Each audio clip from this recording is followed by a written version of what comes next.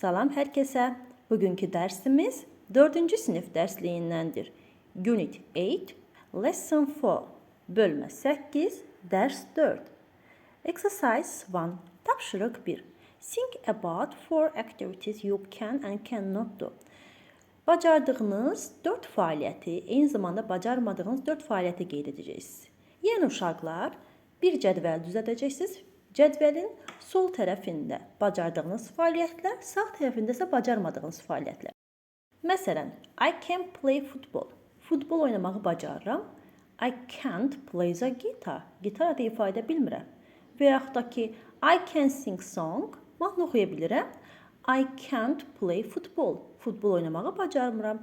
Bu kimi fəaliyyətləri 4 bacardığınız, 4 bacarmadığınız fəaliyyəti qeyd edəcəksiniz. Exercise 2, tapşırıq 2. Share your ideas. Öz fikirlərinizi paylaşacaqsınız. Can you play the drums? Nağarda ifa edə bilirsən? No, I can't. Xeyr, bacarmıram. Təbii ki, bacarırsınızsa yes, I can kimi də cavablandıracaqsınız. Bunun kimi tapşırığa bir neçə sual da əlavə edə bilərsiniz. 3-cü tapşırığa baxırıq. Team up and make an ability chart. Komanda olun və bacarıq çərçivəsi, yəni cədvəli düzəldin. Məsələn, birinci cədvəldə yaza bilərsiniz ki, Aydan plays the guitar. Aydan gitar da ifa edə bilir. İkinci cədvəldə isə Aydan can't play football. Aydan futbol oynamağı bacarmır. Yəni, birinci çərçivədə bacardığınız, ikinci çərçivədə isə bacarmadığınız fəaliyyətləri qeyd edirsiniz. Exercise 4, tapşırıq 4. Spell the word and name the action.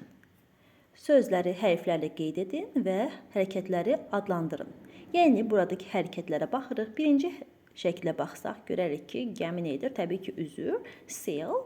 İkincidə clean. 3də build, tikmək. 4də sleep, yatmaq. 5də isə draw, yəni rəsm çəkmək sözlərini qeyd edəcəyik. Sizə rahat olması üçün qeyd edirəm. Beləliklə, birinci şəkildə sail, 2də clean, 3də build, 4də sleep, 5də draw, rəsm çəkmək sözlərini yerləşdirdik.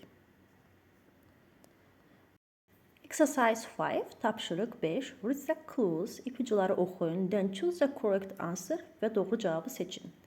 It has two words, 2 sözdən ibarətdir. Baxırıq ki, birinci şəkildə hello, yəni ingilis dilində danışmaq.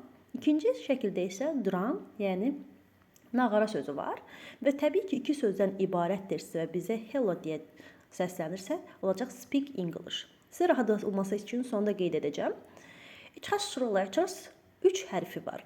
3 hərf varsa, write yazmaq deməkdir, 5 hərfdən ibarətdir. Amma hop tullanmaq təbii ki, 3 hərfdən ibarətdir. Ona görə hop olacaq. Üçüncü şəklə baxırıq. It ends with the letter E. Son hərfi I hərfi ilə bitir. Baxırıq ki, rəsm çəkmək sonu draw, yəni W hərfi ilə bitir. Amma bizə I hərfi isə whistle, fit çalmaq söz olacaq. 4də it has 3 words, 3 sözdən ibarətdirsə, bu da təbii ki, play the guitar sözü olacaq. Sizə rahat olması üçün qeyd edirəm. Beləliklə, 1də speak English, 2 hop, 3də whistle, 4də play the guitar sözlərini yerləşdirdik. 6-cı tapşırığa baxırıq. Pages 66-67 skills book, yəni iş dəftərinin səhifə 66 və 67 işləməyimiz istənilir. Belə uşaqlar, dərsimiz bu qədər. İnşallah ki, izahım aydın olar. Hər hansı bir çətinliyiniz, sualınız olarsa, mütləq rəy bölməsində qeyd edin. See you next lessons. Növbəti dərslərdə görüşənədək.